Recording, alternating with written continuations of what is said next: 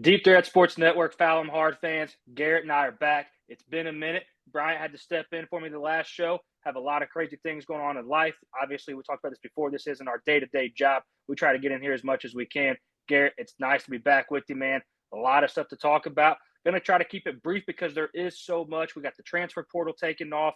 We have some big coaching changes we want to touch on. Obviously, review the Final Four games. Talk the national championship. One of us was a big winner in this national championship game. Want to pat one of us on the back a little bit there just because we have to. It's what we do. We were here to talk about this stuff, so we got to notify the wins. Garrett, how you doing, brother? Life's busy. How you been? It's good, man. It's busy. I'm happy to kind of wrap up the college basketball season with a show. Obviously, you blink your eyes and you snap your fingers, and that college basketball season came and went. I mean, I don't know what happened, man. It seems like the best time of year has turned into one of the slowest times of year. And what do you do with yourself? I mean, you can't watch baseball for 165 days. Well, I mean, most people don't. I'm gonna try. I'm sure as hell gonna try though. I mean, that's just what I love doing too.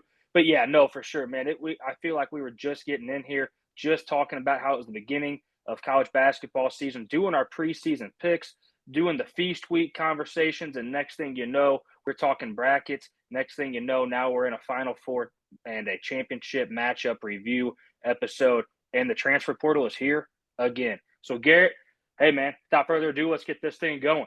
First, let's talk about how in this Final Four, it was all one seeds. You're out there and you're reading a lot of these tweets, a lot of these message boards, a lot of these things that are going on. And everybody's talking about, oh, it wasn't the same. It's all one seeds. It's chalk. This isn't fun. NIL is ruining it. Man, honestly, miss me with that shit, man. This was one of the best Final Fours I've ever watched. I know it's not as fun taking 4 1 seeds, but Garrett, we had incredible basketball games. And leading it off, we had Florida 79, Auburn 73. Garrett, what did you see in this basketball game? This was the typical Florida, right? This was the typical Florida.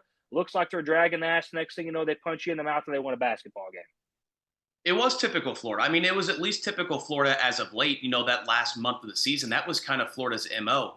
I really thought Auburn had every opportunity to win this basketball game, Colin. I thought really, I give Florida a load of credit for the comeback that they made, but I thought Auburn had this game won. I mean, it was a game where I never really thought they were going to blow this lead. I will say, though, I don't think Janai Broome, even though he had 15.7 rebounds, 3 steals, and 2 blocks, he didn't look like himself, Colin. I think if Janai Broome was healthy, 100% healthy, I think Auburn wins that game. I think they're finding a way to close that out. They're dumping the ball down in the post to him late in the game when those possessions really mattered.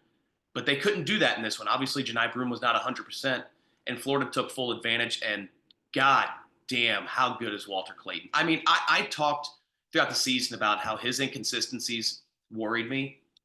The final month of the season, that was some of the best basketball I've ever watched out of a collegiate point guard. Not only his ability to score, his ability to pass the ball. It was the full display that he showed us in that final month of college basketball. He willed Florida to a national championship single-handedly Yes. by himself. Yes. It was it was an all around performance every game, right? And then you see him early on in some of these games not get it going. Not want to talk about the national championship game yet, but he struggled at times, but still you could tell, okay, like Walter Clayton just made a layup. It's about to get going. It's about to be the Clayton show. And that's what it always turned into. Distributed the ball at all levels. He was playing incredible college basketball. And these teams were covering him like a blanket. They were making it impossible. They were off ball, double covering him, denying the ball around the arc. I mean, this dude did everything. And to your point, man, he willed them to a national championship game. Now, with that being said, also I agree. If Baker Mazzara and Janai Broome were 100% healthy, honestly, man, probably a different outcome. I know that's bold for you and I to say, but it probably is. I mean, I know they wouldn't win a national championship, but Auburn probably wins that basketball game. I think there are a lot of people that are surprised we didn't watch Auburn and Duke. Seriously. Like, if you look at this, and we very easily could have watched Auburn and Duke. So this fantastic basketball game. What they mounted the comeback, looked like they were out of it, just rallied the horses and got it going. And honestly, I got to give a shout out to Thomas Hawk. I always forget how to say his last name, but he was the difference in this basketball game too. He started lighting it up. It wasn't really like a coming out game for him because if you followed Florida all season long, he had a lot of big moments. But on a national stage, this was probably where he got the most recognition. This is probably where people were probably like, hey, who's this cat out here lighting it up that nobody knows about? Because we talk about Elijah Martin and Will Richard and Walter Clayton. I mean, we talk about everybody else but him. And then he goes out and lights it up in this basketball game, offensively, defensively. You see him making plays on the boundaries to save a pass. Great performance by him, too. So I want to give him the credit where it is due. But Garrett, I agree with you. If Baker Mazar and Janai Broome were 100%, probably a different outcome. I just don't see a world where a healthy Janai Broome doesn't take that game over down the stretch. And I don't think I thought Janai Broome looked okay. Don't get me wrong. He had a great stat line. But you can tell, you could just tell watching him, he didn't feel right. And I tell you what, if there's any player in college basketball besides Cooper Flagg, and I'm going to put Walter Clayton in that category as well, Janai Broome can single-handedly win a basketball game when he's right. Yeah, no, I absolutely agree. But what a great basketball game.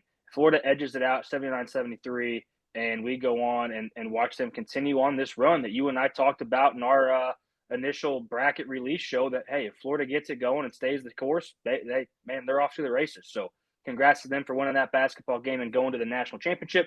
We'll touch on that game next. But first, let's kick it right back over and talk about the other Final Four game. We have Houston 70, Duke 67, and Garrett, the one thing that I saw in this basketball game is multiple times I watched it like throughout the game and I talked to myself and was like, all right, Duke's about to blow it open by 20. Oh, okay. Well, Houston's still kind of hanging around a little bit. Oh, well, Duke's about to blow it open by 20.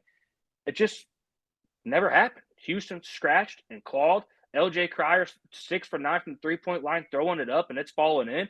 Kept them in this basketball game, I felt like single-handedly. Kelvin Sampson made some great defensive adjustments and got this team to will their way to go to the national championship game. What a great performance by them. Yeah, if I had a takeaway in this game, Colin, and I first want to say, you have no idea how much trouble I got in the next morning when my wife woke up to see that the Duke Blue Devils lost because we were in Gatlinburg, Tennessee, so we were an hour later. We went to bed and she's like, "Did Duke win?" I said, "Yep." There was a minute and 18 left. I said, "Yep, they've got it in the bag." I said, "I'm not going to watch the end of it." Holy shit, was I in trouble. But the one takeaway that I want to take away from this game in particular, and it really opened my eyes to something, a new way for me to approach March Madness. The two things we always harped on that wins games in March: great coaching, great guard play. That needs to be updated. That verbiage needs to be updated to great coaching and veteran guard play. I thought Duke's youth lost in that game. I don't know any other way that youth doesn't cost them that game. I thought, obviously, Cooper Flagg was great, and I thought Con Knipple played a fantastic game, and obviously Tyrese Proctor had one hell of a tournament. But at the end of the day, the veteran presence of Houston to not fold when that game was over. That game was over 20 minutes before that comeback even started. It just shows that veteran presence matters in this sport. And it doesn't matter how good your team is. If you have a bunch of kids who have not been in that position before, closing out a game in that magnitude is very, very difficult. Well, and Garrett too, like I totally agree with everything you're saying. And I saw a lot of people that were very critical of what John Shire and Cooper Flagg did on that at the end of that game. Dude, that's the guy you want with the ball in his hands. Doesn't matter. That's the shot you want. 90% of the time that goes in for him this season, and then you force it to a 1-point game. I mean, there's so many different scenarios that people are complaining about. Dude, Duke just got beat. I mean, Duke just got beat. I still think they're the better team than Houston. I really do. But Houston just bit down on the mouthpiece, man. Like you said, they had true veterans, had great coaching. I mean, what more do you want from Flagg? He scored 27 points, was all over the place, knocking down threes. Konkaneppel was knocking down threes. I mean, this was just a great basketball game, man. And to your point, the older team won. So I mean, this is what Houston, this is what 4 of their 5 starters, I think, from last year came back to do. This is what they came back to do. And I feel like they were going in the huddle late in that game and they were like, this is the shit we came back to do. This is the shit that we live for. Bite down and let's go win a basketball game. Let's punch them in the mouth. Let's show them who we are. And they did that. And we got to watch a hell of a basketball game. And transitioning right here, we got to watch one hell of a national championship because of what Florida and what Houston both willed their teams to do when it didn't look good for them. And my goodness, Garrett, this was one of the best national championships I can remember in quite some time. Took a little bit to get to that, right? I mean, it looked pretty sluggish and slow and ugly for Florida for a while, but when it got going, it was a back and forth affair. Florida wins this national championship 65-63. Garrett, what did you see in this basketball game? Because I loved every minute of it. It was the same story as the first two Final Four games. There wasn't a minute of that game where I felt like Florida was going to win that game. I don't remember who said it, Colin. I think it was Walter Clayton. And it was a really interesting statement that he made. After on the post-game interview, they asked him, what makes this Florida team different? And he said, we don't care if we have to score 100 or if we have to score 60.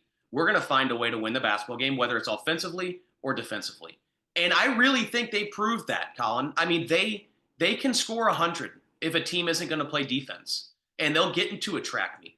Against a team like Houston, who obviously wanted to slow the pace down, they wanted to make this a very physical game. Florida was ready for that. I was amazed. I thought Houston was going to bully them around. I thought Florida was going to get a little weak.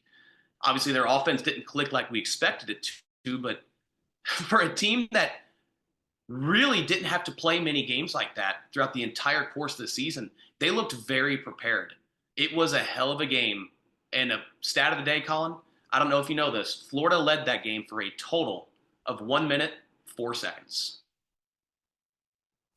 Yeah, so that was one of the things I want to talk about. That's what's so funny about this is they took the lead back for the first time since like well, I guess it would be the 25-second mark or somewhere in there at the 46-second mark left in the basketball game.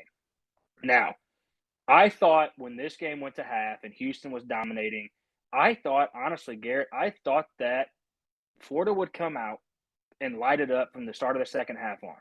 No, man, they looked DOA. They looked dead on arrival. They were dead coming out of the locker room. Houston takes it 42-30 and swarming this Florida offense, denying Clayton the ball, like I talked about a second ago. Everywhere he went, there were guys in his pocket, couldn't get shots up. With that being said, there is a person that got very little credit in this basketball game that should have got all the love in the world for Florida, and that's Will Richard. Will Richard absolutely knocking down threes. When Florida was on life support, Will Richard would go down, hoist up a three. I would in midair, I'd be like, "Why are you shooting this?" I mean, this team's struggling. Makes it. Same thing next possession. Makes it. This guy kept them in the game, and when they had nothing else working, he took the shots. He made the shots. Fantastic performance by him. I love going out and seeing other guys other than Elijah Martin and Walter Clayton doing big things for this team to show how dynamic they really were across the board. They had 6 guys that were great basketball players, 6. And this was the more deserving team. Honestly, as I look at it down the stretch, it was Houston's game to lose, though, right? I mean, Houston dominated this basketball game, and they lost it. And I thought Houston had the worst last game possession I've ever seen in my entire life. For it being such an incredible basketball game, I shit you not, I was watching this game with one of mine and your buddies, and like 7 minutes left in this game, I looked at him and said, Jordan, this basketball game's going to overtime. Something just tells me this game's going to overtime. If I could live bet this game to overtime, I would do it right now. And when Houston got the ball, I forgot how much time was left 12 seconds, 13 seconds, somewhere in that range. I was like, okay, they're going to go. They're going to drive the lane. They're going to make a bucket. We're going to overtime. What was that last possession? I get it. You can't touch it. But, dude, go touch it. Leave 6 seconds on the clock. Get fouled. Let them make hopefully only one free throw. And now you're only down 3 with 4 seconds. You at least have a shot. That was the worst ending to the best basketball game I've watched in quite some time.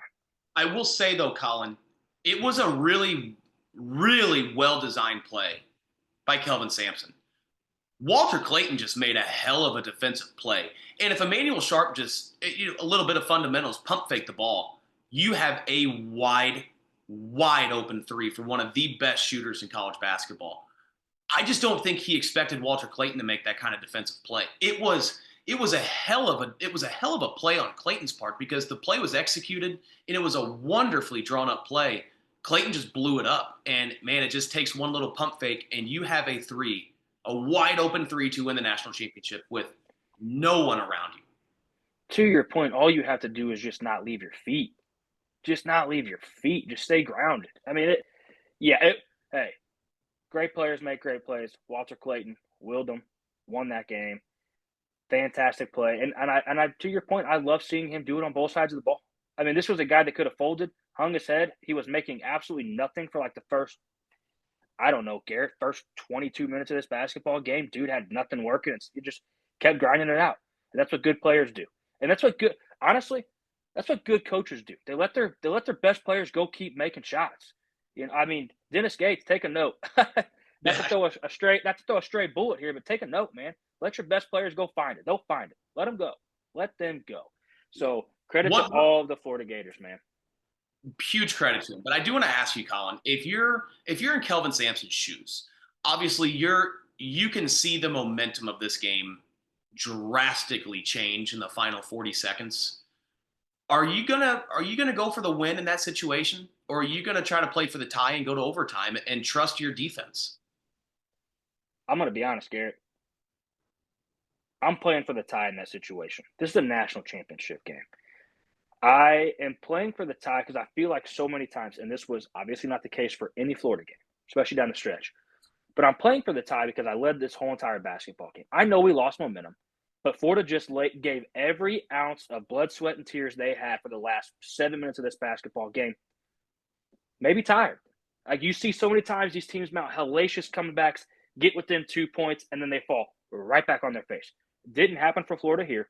But in this situation, you're playing for a national championship. I'm tying the game up. I'm driving the paint. I'm getting fouled, at least putting the guy on the line, and I'm playing for overtime. I'm trusting my guys. We just took down Duke, who was probably the best team in college basketball. We just out veteran them, and I'm going to trust my guys. So I'm going to go drive the lane, shoot two. I'm going to overtime. Maybe I'm wrong, but I'm going for overtime.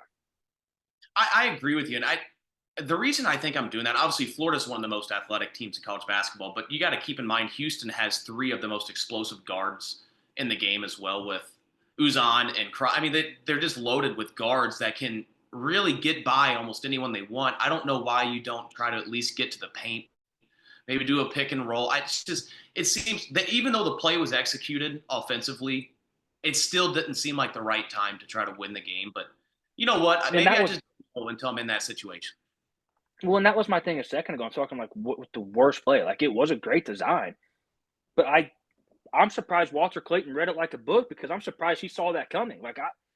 To your point, you got Uzan, Sharp, and Crier, and dude, go like let one of these guys go. I don't, yeah, but hey, we're not coaches, I guess. And in that moment, to your point, you see the momentum shift, and you see your guys kind of crumbling internally, and maybe you thought, hey, this is our best chance to win it, taking the shot here. I do know, and maybe this was to his uh his leverage for calling this. I do know they were starting to get in some serious foul trouble. So maybe he didn't want to go another five. So, I mean, I get it. I mean, they had a couple of big men fouled out, and another one was going out soon. Maybe that's it. I'm trying to take it all into consideration. But, yeah, I'm with you. We're going for the tie there 10 out of 10 times. I mean, at least give us another chance to go win this basketball game. So that's the way I feel about it. But, hey, what a Final Four. If you told me it's one seeds every year, I'm going to be a little upset. But if you told me this is the kind of basketball we get every year from the Final Four because it's all one seeds, I'm probably going to take it. I'm probably going to take it, Garrett. I mean, we found the best four teams the hard way, and they deserved every ounce of – they deserved all of it, man. All four of these teams could have been national champions. It will be very interesting, Colin, to see the trajectory of this tournament the next 5 years with NIL in the transfer portal. It's going to be really interesting to see if this – obviously, we're not going to see one seeds across the board, but I think the days of those 10, 12, 13 seeds making runs might be over because their best players get sniped by Yeah. teams like Auburn. Oh, without a doubt. And honestly, what an accidental or on purpose transition by you because that's where we're headed right now. Is we're going to talk the biggest transfer portal moves, and it took some of these guys absolutely no time to turn right back around, lose a March Madness game, and then turn right into the portal and start looking for some money. So let's go right into that, Garrett. I'm going to announce just like 10 to 13 of the top guys that we see in the portal right now. Some of them don't have a home yet, but they will find one, and some of them do. And we'll just dissect a couple of these guys here and break it down a little bit, some guys that we want to talk about. So let's get right into it. First, we have Bennett Sturts leaving Drake, following his head coach to Iowa. Jaden Quaintance really good, young, talented player that not a lot of people saw this year because he played at Arizona State, had some injury concerns. Moving on to Kentucky, thought Mizzou might get their toes wet in that one and find another great player to bring to the Missouri Tigers, but they didn't. They came up short. R.J. Lewis, we have leaving St. John's. Kind of saw the writing on the wall there, Garrett, after the way that whole thing ended at St. John's on their run. Jamie Watkins leaving Florida State. Darian Williams leaving Texas Tech. That's probably one of the most surprising ones for me. Donovan Dent leaving New Mexico, going to UCLA. Jacoby Gillespie leaving Maryland, going to Tennessee. Rob Wright leaving Baylor, going to BYU. Man, I've got some more to say about that. Makes no sense. Ian Jackson leaving UNC, doesn't have a home yet. Bryce Hopkins leaving Providence, going to St. John's. One of the most underrated moves, I think, in this transfer portal so far. Silas Demery leaving Georgia, going to UConn. Chad Baker-Mazara, PJ Haggerty, and Dane Danger all entering the portal today as we record this show. What is Baker-Mazara doing? PJ Haggerty and Dane Danger both leaving Memphis at the same time. What's going on there? Garrett, make some sense of this stuff for me. Talk to me about some guys here. What are we seeing? Yeah, welcome to the new era of college basketball. I mean, Colin, really, I think a lot of these guys, I think you're Chaz Baker-Mazara. I tell him Chaz all the time. Chad Baker-Mazara, I think Rob Wright. I think a lot of these guys that have no homes, obviously Rob Wright has a home, they're testing the waters to see what kind of money they can make. Because if you can make a bag, go make a bag. I mean, seriously, you're a collegiate athlete. Go make a couple $1,000,000. I mean, that's the state of this game now. I don't necessarily like the way it's headed, but that's where we're at, and that's the world we're gonna have to live in. I think, Colin, of all those guys you named, obviously there's some players better than Can I this. stop you real quick? Because I have one point to make about what you just said about chasing the bag. Who are we to judge these guys for chasing the bag when we sit here and we cheer on collegiate coaches for leaving their program and chasing the bag? That's the shit that kills me from fans out there that don't have a problem with the coaches doing it. Dude, what? Okay, so why can't the players do it? That's my only argument to this when people complain about it is we sit here and applaud coaches for going and getting more money. Hey, man, the players are what makes these coaches money. Let them go. So, And speaking my Colin, piece on that. let's think of a guy like Dane Danger. Dane Danger he's not going to make any money. He's not going to be an NBA guy. He might be a G League guy. He can't shoot, so he's not going to be an NBA rostered player. When his collegiate career is over, he's playing either overseas or in the G League, making great. I mean, I shouldn't say no money. He's making fantastic money. But if you can make a couple $1,000,000 in college just from leaving Memphis and going to Texas Tech, do it, man. Like, this is a once in a lifetime opportunity to make a couple $1,000,000. I'm not going to be the one to judge. I think the biggest name on this list, not the biggest name talent wise, but probably the most important transfer that has already found a home, is Jacoby Gillespie, leaving Maryland, going to Tennessee. Rick Barnes is a wizard with finding these kind of point guards. He is going to take Zakai Ziegler's spot right over. And personally, Colin, I don't think Gillespie's as good of a passer as Zakai Ziegler. I don't think he's as good defensively. I think Rick Barnes will get him there. But offensively, I think he's leaps and bounds better than Ziegler was. It's going to be really interesting to see what Barnes can do with Gillespie. But I think it's probably the most beneficial transfer to a team on this list. He is such a good shooter, man. To your point, not as good of a distributor of the ball, still pretty damn good. But where he lacks in distributing of the ball, he is much better than Ziegler at shooting it, in my opinion. So this is the next guy on Tennessee we watch next year that lights it up. He's the Chaz Lanier. He's the I always forget his name from 2 years ago. I don't know how you forget his name. He's the best player in college basketball. He was the Dalton. This is their next guy that when you turn on Tennessee basketball, you're like, Jesus. If you're not a Tennessee fan, you're like, Jesus, I gotta watch this shit again. So keep that in mind. Like I said a second ago, a guy I want to talk about a little bit, not too much, is Bryce Hopkins. This is a really underrated Division I college basketball player. He's played for Providence. That's why people don't hear from him much. He's a really good college basketball player. I've watched a lot of Bryce Hopkins, big fan of his. And you go put him over on St. John's with Pitino. Pitino's going to get the most out of this guy.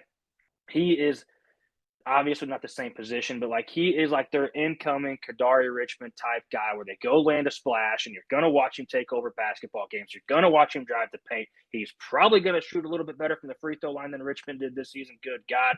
But I mean, he can take a basketball game over. He just doesn't have any supporting cast when he was at Providence. So I really like the get for Patino and St. John's. I don't love that RJ Lewis is leaving. Like I said, saw the writing on the wall coming with this. And one that doesn't make sense to me is Rob Wright leaving Baylor, going to BYU, unless he got a lot of money. And honestly, Donovan Dent leaving New Mexico and going to UCLA. I don't think leaving New Mexico was the problem. I think going to UCLA was the problem. You can't convince me that he's one of the best guards in college basketball. You can't convince me he couldn't find a better home than that. And maybe that's where he wanted to be, so all power to him. But, Garrett, I didn't see Donovan Dent going to UCLA right like this quick. I thought maybe he'd exercise this a little bit and try to find a home elsewhere. It's right where I was heading. I don't understand the move. I love that he's getting out of New Mexico. Don't get me wrong, because I want to see him play on primetime television more. He is must-watch TV. But you tell me you couldn't get a little bit better than UCLA? I mean, this is one of the most boring basketball teams in the country. Truthfully, you cannot pay me to sit down and watch a UCLA basketball game. Now I'm going to have to because they have Donovan Dent. But, man, you can't tell me this guy couldn't get a better offer from another school. I mean, I feel like a team like Michigan State, any Michigan, any Big Ten team should be thrilled to have Donovan Dent on their team. The only reason I could think of this move, he's staying on the West Coast. Maybe he's got family over there, doesn't want to stray too far away, but very, very interesting move for such a highly Arizona. There. Arizona, great, would be a perfect fit for him. It's an interesting move. But hey, you know what? Maybe, just like we said, maybe he got the bag. You never know. You never know how much money these guys are getting. I'm sure you could figure it out, but I did not look at it. Another guy I want to talk about, Colin. Bennett Sturts, the March Madness legend. Before that tournament, I don't even think I knew who Bennett Sturts was. I don't think I knew who he was. Huge get for Iowa. Obviously, he's following his head coach, but this dude is a baller. I don't think is he ever going to be a huge NBA name? Is he even going to be an NBA guy? I don't really think so. But collegiately, he is about everything you want. He makes very difficult shots look very easy. He's a hell of a ball handler. He can do pretty much anything you want offensively. I think defensively he could use a little bit of work, but he willed Drake to victory against a Mizzou team that even I will say was better than they have been in the past. But it's a really important get for Iowa. Bennett Sturts is like that. Goes to the NBA but doesn't ever play. You don't hear from him.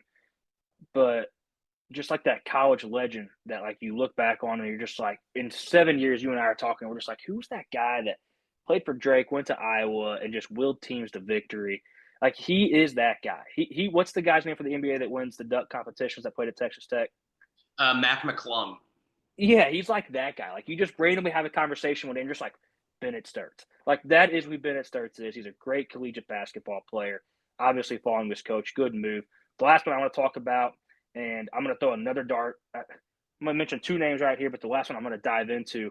But real quick, Rob Wright, once again, the Baylor to BYU thing doesn't make sense to me. To your point, maybe he's chasing the bag. Good for him. Baylor had a mass exodus. I don't know what's going on. Doesn't make a whole lot of sense to me. I know Edgecombe's going to the draft, so I get that, but just doesn't – I don't know what's going on there. Scott Drew's got a lot to figure out. But Darian Williams leaving Texas Tech. Go ahead, sorry. I was just going to say, this is all rumors. I've just seen this on Twitter. There's rumors that Scott Drew could be shopping another job. Which is there NIL not right, we think? Maybe that's what's going on? I'm not sure, but with all these guys leaving, that would answer why Rob Wright is leaving. Yeah. But I just don't understand why Scott Drew would leave Baylor. Edgecombe draft, you got a couple grad guys on that team, so I get that. I mean, probably 3 to 4 of those you just can't prevent, I guess. So I don't know. And to your point, Rob Wright probably falling to BYU, had some serious momentum this season, so maybe following that. But the Darian Williams move, leaving Texas Tech after what he just did for Texas Tech and after what Texas Tech just did with the season, and JT Toppin, if I'm correct, coming back, like this is a team that you could see right back in this thing next year. Does this one blow your mind too a little bit? Is he just exercising to get a little bit more money? I mean, because I feel like that's what this is. If JT Toppin does in fact come back, if Darian Williams wants to try to improve his draft stock, getting away from JT Toppin will help his draft stock. Okay. Obviously, I would prefer to win, in my opinion. I think your draft stock will come with winning. Obviously, if you are a focal point on a winning team, people recognize you, and you will get Yeah. the recognition for NBA talent.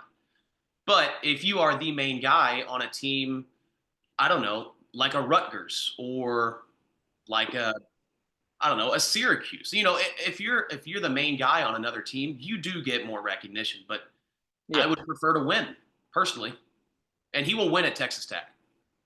He will win at Texas Tech. And I think what he did in March was big enough to really get his name out there. And if I'm correct, I think his dad played in the NBA, right? I mean, so this is a guy coming from a family tree of being an athlete. So interesting move. I do think he ends back up at Texas Tech. Maybe I'm wrong. I'm probably wrong, but I'm also interested to see where these Memphis guys end up in PJ Haggerty and Dane Danger and Auburn, Chad Baker, Mazzaro. Crazy to me. I don't know. I would have said I would love PJ Haggerty, but after watching him go 0 for his final 16 and lose Memphis that game outright, like that's enough. Seriously, Colin, I'm not kidding. That's enough. If I'm a collegiate coach, that's enough for me to say, I think I'm going to pass on this guy simply because he doesn't know when the F to stop shooting the ball. Yeah, I put a leash on him. Put a and I don't know why I'm drawing a blank on the coach's name right now, but it's such a player's coach. I can't believe these guys are leaving there. Oh, Penny Hardaway? Penny Hardaway, such a player's coach. Can't believe these guys are wanting to leave there. So interested to see how that turns out too. But before we get out of here, the last thing that we're going to cover is the biggest coaching changes, and some of these guys are entering the portal because of their coaching changes. So just like with the transfer guys, I'm going to rattle some of these guys off. We can dive into a couple that we want to talk about. First, Garrett, I know you're going to want to talk about this one when we circle back. Indiana moving on from Mike Woodson. Saw this coming halfway through the season, probably three-quarters of the way through the season. And Darian DeVries coming in, being the new head coach at Indiana. Interested to see how you feel about that. Iowa moving on from longtime coach Fran McCaffrey to Ben McCollum. Touched on that a little bit. Maryland moving on from Kevin Willard. Actually, not moving on. Kevin Willard moving on from Maryland, and they're bringing in Buzz Williams. I think it was an upgrade. I'll come back to that one. I think it was an upgrade. Kevin Willard doing what Kevin Willard does. It all comes out before the season's over at the worst time. Goes into a presser, talks about how, hey, I'm not going nowhere, and talk to my agent. Next day, you're gone. Miami moving on from Jim Larinaga, bringing in Jai Lucas.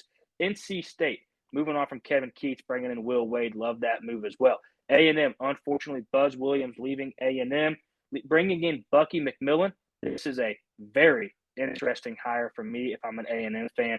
Texas, Rodney Terry, unfortunate for him, just didn't get the job done. Bringing in Sean Miller. Love this hire. Love this upgrade for Texas. Villanova moving on from Kyle Neptune, bringing in Kevin Willard. Virginia moving on from Tony Bennett, bringing in Ryan Odom. Xavier, Sean Miller leaving the program, bringing in the one and only Richard Pitino for the Pitino family tree to go strong in the East. Garrett, go ahead. Take us to Indiana. Yeah, I will. But first, I want to say I think every single team, obviously besides A&M, you don't want to lose Buzz Williams. I think every single team has a better head coach now than they did last season. I don't see a single coach of these coaches you listed that I would say, I like every single one of them. Every one of them. I'm interested to hear your take on it. The only one, and I love the hire, but the only one that I would push back on a smidge, obviously, like you said, A&M, but the other one being Xavier. I'm a Sean Miller guy. Sean Miller wins. Sean Miller's overall collegiate record is outstanding. No matter where he goes, he has won 75% of the time, and that's damn successful. Love bringing in Pitino, though. Clearly knows how to coach. Clearly had success beforehand. So not a bad replacement. Don't get me wrong. It's interesting if I can see it either way, being an upgrade, not being an upgrade. Yeah, it's. I like every. I should have said It's I a like wash. every. It's a wash. It's a wash. It's a wash. Going to Indiana, Definitely not the guy I was expecting. I don't think really of all the rumors that I heard of possible coaching candidates for Indiana, I don't think Darian DeVree was ever named. I don't recall ever hearing Darian DeVree as a possible head coach for the University of Indiana. And I'm kind of happy I didn't hear that because I don't know if I would have been as excited about the hire. I'm really pumped up about this hire, mainly because Mike Woodson had absolutely no clue what he was doing on the sidelines. Anybody you bring in is an upgrade from what Woodson was doing on those sidelines. But it's really interesting to see Darian DeVree, Collin, stripped this Indiana roster like you've never seen before. You had, at one point in time, Indiana had 0 roster players. They had nobody on their roster. They either were graduated or in the portal. Every single player, because at that point, Tucker DeVree, his son, was not quote unquote an Indiana Hoosier yet. Obviously, that is probably more important of a get than the coach itself because Tucker DeVree is a baller. But overall, I think it's a fantastic hire for Indiana. I love the play style that he does. I love the guards that he has been able to coach. Obviously, 1 year at West Virginia, he turned Javon Small into a hell of a guard. And I think that's just kind of going to be his MO. I think he has a very good understanding of how to tackle guard play. Yeah, I honestly, I'm with you, man. This was the Mike Woodson thing. It's like a I don't want to get soft, but it's like a heavy on the heart thing. Like, I felt like it wasn't always necessarily done correctly, but it was time. It was time, and listening to you as an Indiana fan, it was time, man. He couldn't coach. He couldn't. He just couldn't do it, man. He couldn't beat an AAU team with the roster that he had at times. It needed to happen. Unfortunate, but it needed to happen. And I kind of touched on a couple of these a second ago. The Kevin Willard situation leaving Maryland to me was just nuts. It was so poorly played by him. Made me lose a lot of respect for him because this is not the first time he's done this. I mean, this was a total Seton Hall move all over again for him. The rumors come out and you deny, deny, deny. I get it. I get it. You can't go in front of the press in the middle of a Sweet 16 or a Elite Eight game and be like, "Yeah, I'm leaving. I'm leaving." That not a good look. But after your basketball game, don't come out and blatantly lie and say, I haven't talked to my agent. I have no connection with these teams you're linking me to. I haven't had any of these conversations. No, man, bullshit. Just say, I don't know yet. I don't know yet. Keep it simple. Sometimes less is more. Sometimes less is more. And for me, I lost a lot of respect for him for doing this. But going to Villanova, good job for him, man. I do worry a little bit about Maryland's NIL, but they bring in Buzz Williams, and he's a guy that's going to get it right.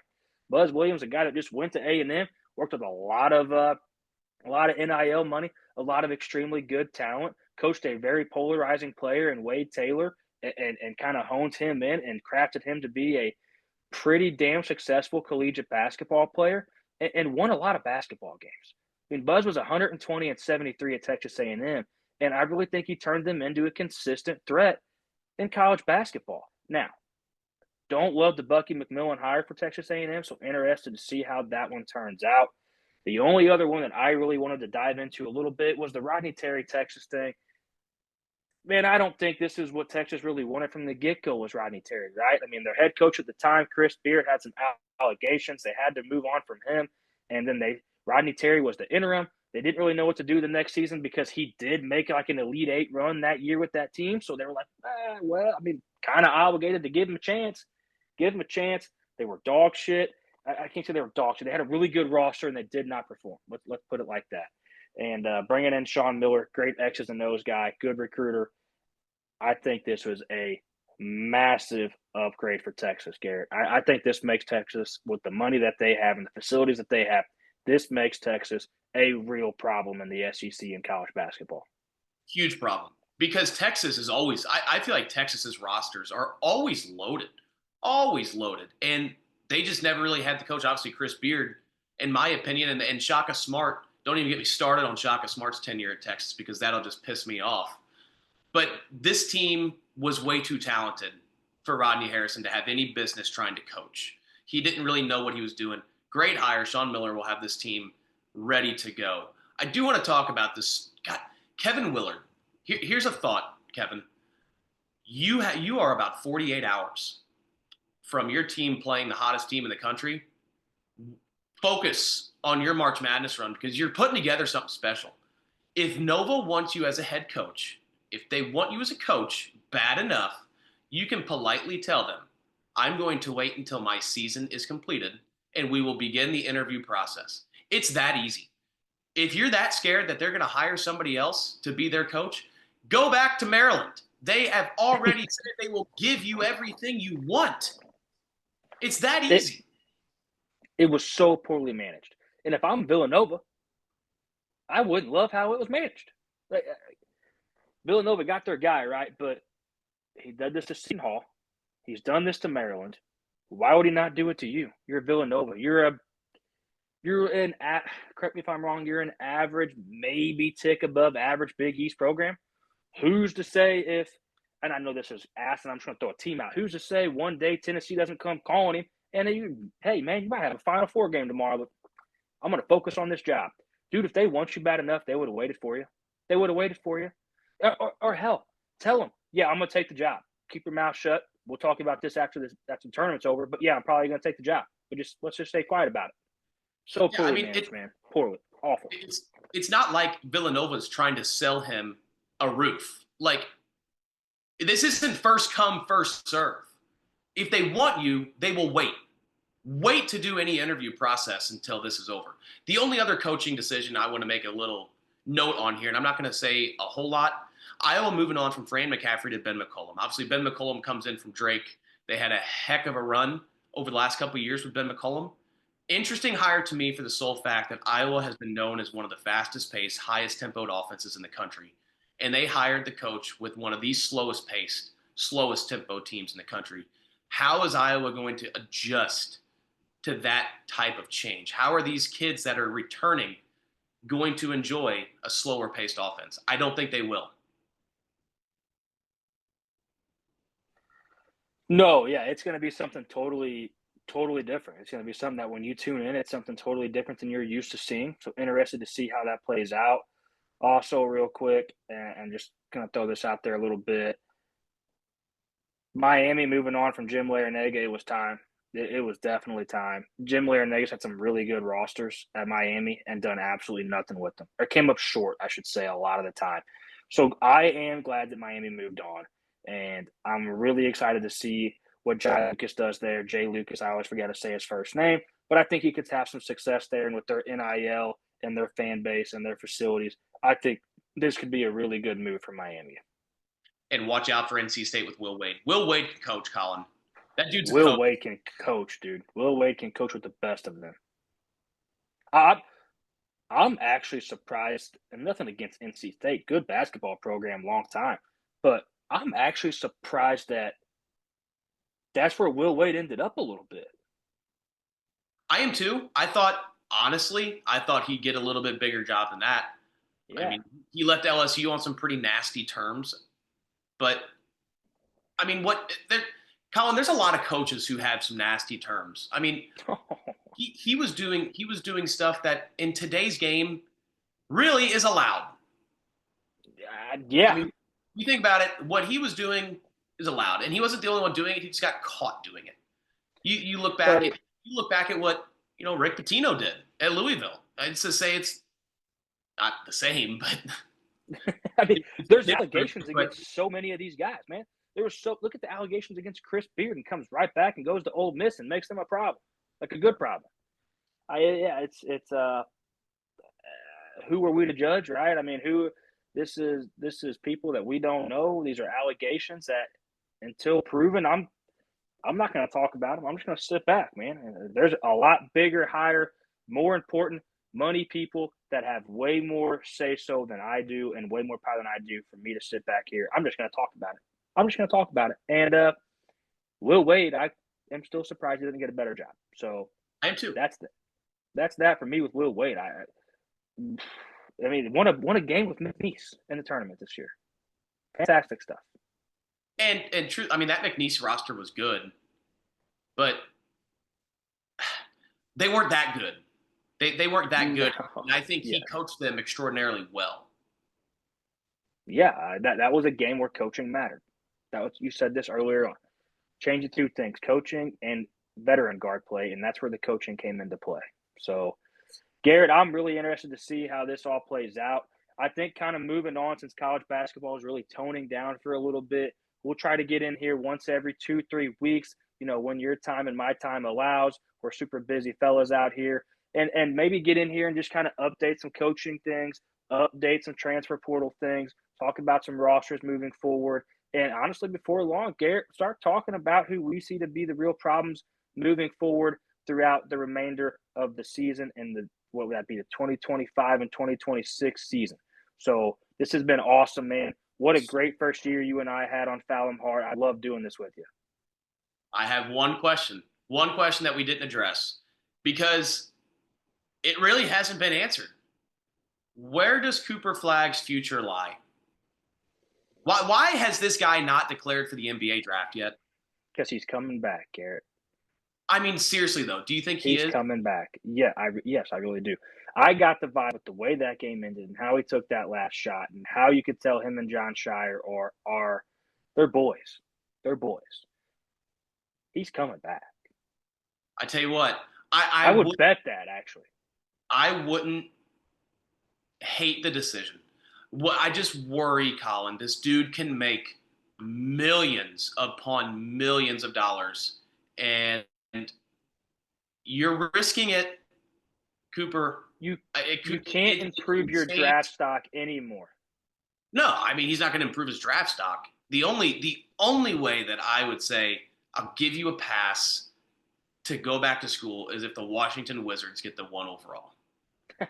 Because Yes. that's a franchise where he could potentially seriously go to die.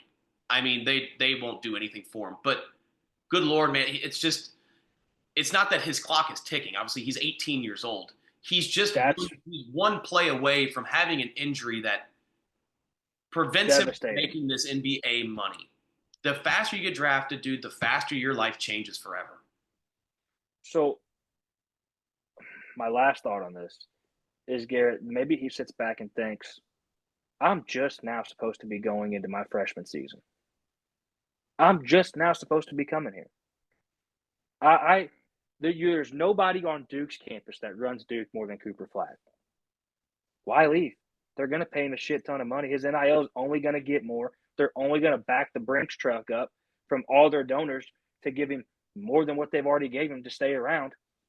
Why go to the Wizards when I can play one more year at Duke and probably come back and win a national championship? And at that point, maybe talk Con Kneppel into coming back, and we're going to do this whole damn thing again. So the problem with that, Colin, is I don't like what Cooper Flagg, John Shire, and Con Kneppel did to me.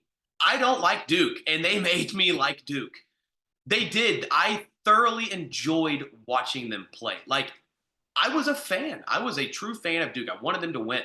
And I don't like what they did. I don't like that happened all of a sudden. But they're an enjoyable team to watch. I freaking love John Shire. That whole team was so fun. It was extremely fun. It was extremely entertaining collegiate basketball. It was must-see TV every time they were on, honestly. And I don't like Duke either. Can't stand Duke. But it was must-see TV. So maybe whenever he makes his decision, we'll make sure and we'll try to get back in that week or the following week and really dissect what happened. And I don't think I'd be surprised either way. I do think that he comes back, though. I wouldn't be surprised either way. I'm fully expecting him. I'm fully hoping he just takes that NBA money. Really, I am for his sake, because I obviously don't know him, but I like him as a player enough to wish the best for him. Sound like his goddamn parent. No, I'm interested to see how it plays out. But man, Garrett, this whole season, dude, I've always loved college basketball. I've always tuned into as much college basketball as I can get my hands and eyes on. But dude, doing this with you this year was so much fun. I'm glad you stepped in and did this with me. I mean, we made Foul 'em Hard a ton of fun. I feel like we were all over a lot of these things that we talked about. We predicted a lot of things that we talked about. This was awesome, man. And I hope that we come back, and I hope you're here with me, and we're going to do this damn thing again next season. We're just going to keep it rolling because I had a blast. Wouldn't miss it, man. It was a lot of fun. It definitely changed the way I watch basketball. I loved it. 100%. So, hey, everybody out there, what a 2024-2025 basketball season we had. Final Four, was fantastic. All one seed national championship, fantastic. Full circle here. It's now the off season. Going to see Garrett and I a little bit less, but still pretty consistent as much as we can. And we got a lot of things to talk about moving forward, Garrett. But hey, man, this has been tons of fun. This is Foul 'em Hard with Deep Threat Sports Network. You can follow us on DT_sports_, Instagram Deep Threat Sports with a Z, TikTok Deep Threat Sports Network, Facebook Deep Threat Sports Network, YouTube and Spotify at Deep Threat Sports. Garrett, until next time, my brother. Peace.